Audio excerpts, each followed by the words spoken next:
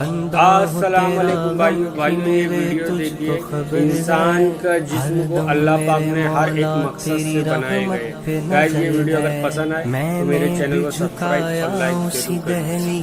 السلام علیکم۔ اللہ نے انسان کے جسم کے ہر حصے کو ایک خاص مقصد سے بنایا ہے جسے سن کر آپ حیران رہ جائیں گے۔ سوال نمبر 1، اللہ نے آنسوؤں کو سر میں کیوں رکھا؟ جواب، اگر آنسو سر میں نہ ہوتے تو دماغ سوکھ کر ٹکڑوں میں ہو جاتا۔ جی ہاں، آنسو صرف رونے کے لیے نہیں ہوتے بلکہ آنکھوں کو نمی دینے اور دماغ کو ٹھنڈک پہنچانے کا بھی کام کرتے ہیں۔ سوال نمبر 2، اللہ نے ناک کے چھید نیچے کی طرف کیوں بنائے؟ جواب، اگر یہ اوپر کی طرف ہوتے تو دماغ کی گندگی باہر نہیں نکل پاتی اور انسان جلدی بیمار پڑ جاتا، ساتھ ہی کھانے سے پہلے اس کی خوشبو پہچاننے کی क्षमता بھی ختم ہو جاتی ہے۔ سوال نمبر 3، اللہ نے آنکھوں پر بھوہیں اور پلکوں کو کیوں رکھا؟ جواب، بھوہیں تیز روشنی کو روکنے کے لیے ہیں اور پلکیں دھول مٹی اور ہوا سے آنکھوں کی حفاظت کرتی ہیں۔ بے شک اللہ بہترین بنانے والا ہے۔